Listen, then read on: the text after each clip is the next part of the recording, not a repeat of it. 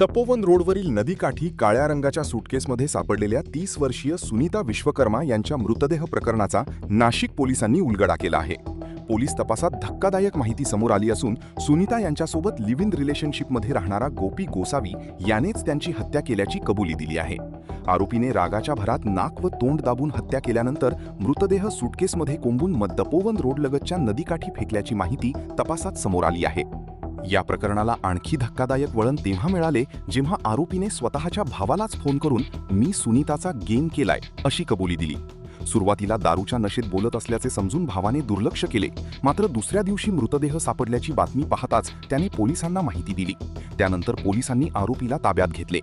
या थरारक हत्याकांडाचा अधिक तपास सहाय्यक पोलीस आयुक्त शेखर देशमुख यांच्या मार्गदर्शनाखाली सुरू आहे. नाशिक वार्ता न्यूजसाठी प्रतिनिधी अजित सय्यद, नाशिक.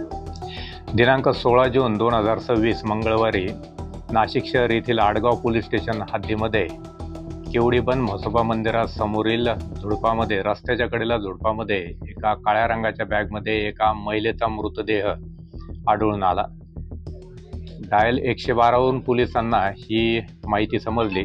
तात्काळ घटनास्थळी जाऊन तेथे फॉरेन्सिक व्हॅनसुद्धा बोलवली गेली.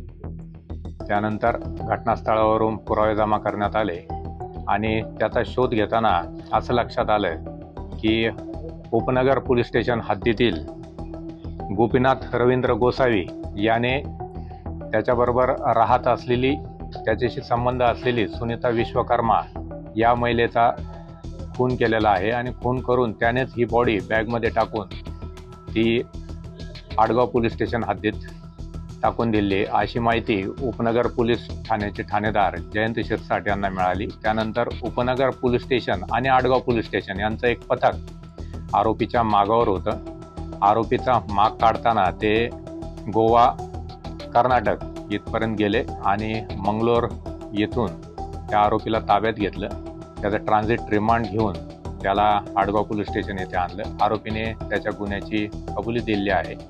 अनैतिक संबंधावरून जी वादावादी झाली त्यातून आरोपीने शनिवारी 13 जूनला संध्याकाळी त्या महिलेचा खून केला आणि त्यानंतर 14 जूनला दुपारी ती बॉडी त्या काळ्या रंगाच्या बॅगमध्ये टाकून त्या रस्त्याच्या कडेला त्याने टाकून दिली आढळली.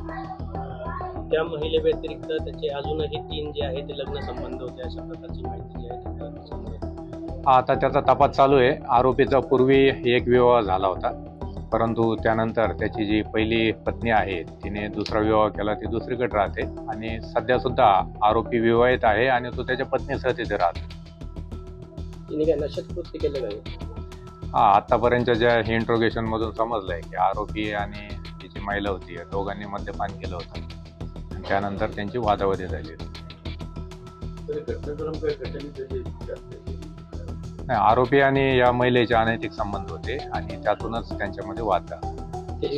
सुटकेसमध्ये जी बॉडी होती ती फेकून म्हणजे जवळपास किती दिवस तो कालावधी लोटला गेला? 14 तारखेला दुपारी आरोपीने ती सुटकेस त्या घटनास्थळी टाकली होती आणि आपल्याला 16 तारखेला सकाळी 10:30च्या आसपास ही बातमी मिळाली होती. ती बॉडी आतापर्यंत जे त्यांनी सांगितलंय का त्याने ते सुरुवातीला एक 2 व्हीलर घेतली, नंतर ती 2 व्हीलर परत केली आणि नंतर ती व्हील आहे त्या सुटकेसला ते व्हीलने ओढत त्याने आणली असं त्याने आतापर्यंत सांगितलं. त्याची पुष्टी झालेली नाही, अजून त्यात तपास चालू.